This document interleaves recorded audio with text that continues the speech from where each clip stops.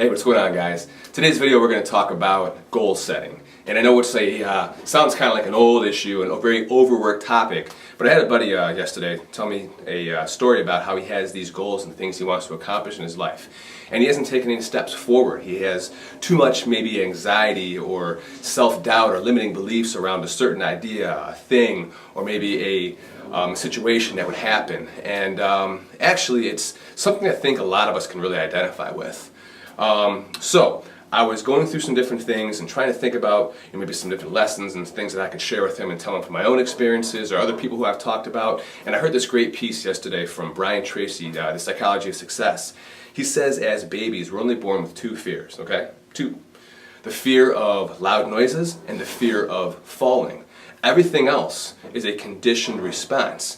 When I heard that, it was kind of this wham, it just whacked me upside the head. I'm like, that's great, that's beautiful. So if everything else is a conditioned response, and we built that, we should be able to uncondition that response, break it back down. So if you have any kind of fear surrounding a certain topic, idea, or a person, we put that there. If we're not falling and it's not loud, and let's face it, as adults, when you grow up, you're really not so much afraid of falling or, loud noises anymore. So everything else, if you put it in that type of context, it almost kind of sounds silly.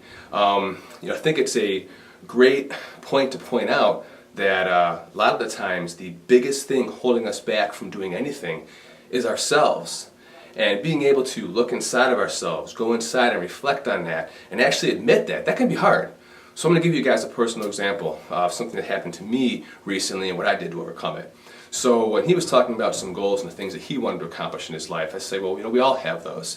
You always hear, okay, you want to write your goal down. You want to look at your goal every single day. You want to put it somewhere in a Post-it note or written on a mirror or in your notebook, something where you can see it and you can reflect. So you really beat it down into your subconscious, and it's something that you can just kind of do without having to think about it that much. That's kind of what we're told. Some of the lessons and things that people will say about, fulfilling your dreams and following your goals. You have to keep the goal in front of you to keep it relevant, so you continually, every single day, keep grinding, working towards it, get closer, and make it happen. So I had a buddy actually question me about this video series. We started making some different videos to help motivate and inspire people and maybe offer some words of wisdom. We all have different experiences in life growing up, and different things we do with our jobs and our careers, and different things that we read. And it's really cool that we're able to share all this information now through a medium like YouTube or podcast or whatever it is that you want to get your information from. But everything is very accessible if you're willing to look for it. So my fear was actually starting this whole video series. I was actually worried and concerned what people would think of me. What if I make a mistake on camera? What if I don't look right? What if I say something stupid? What if nobody watches the video? And then I thought about it, what? All these what ifs?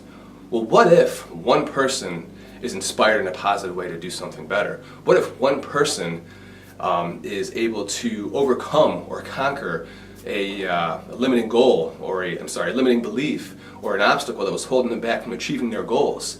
It's not so much about me as the person making the videos, or so much it's about, generally speaking right now, ourselves. It's about the other people. If you want to receive something, you need to give. You can't just expect things to be given to you. If you're at a camp and you're building a fire, you're not going to say, well, I'm not going to gather wood until the flame's lit. It doesn't make sense. You have to gather the wood, you have to do your due diligence, maybe put in some sweat equity, figure out how to get that thing going, and then when you get it going, you produce heat, and then you can benefit from the fruits of your labor.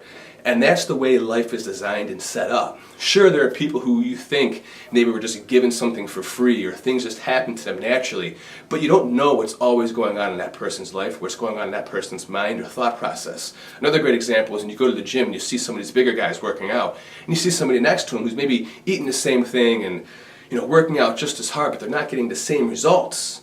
Well, maybe it's just the way they're thinking about it in their mind. Maybe they were, always a little bit heavy, and they carried some extra body fat. So they're thinking to themselves as they're this fat person, and no matter what they do, they can never make any changes, they can never make any improvements, because they're conditioned to think that way.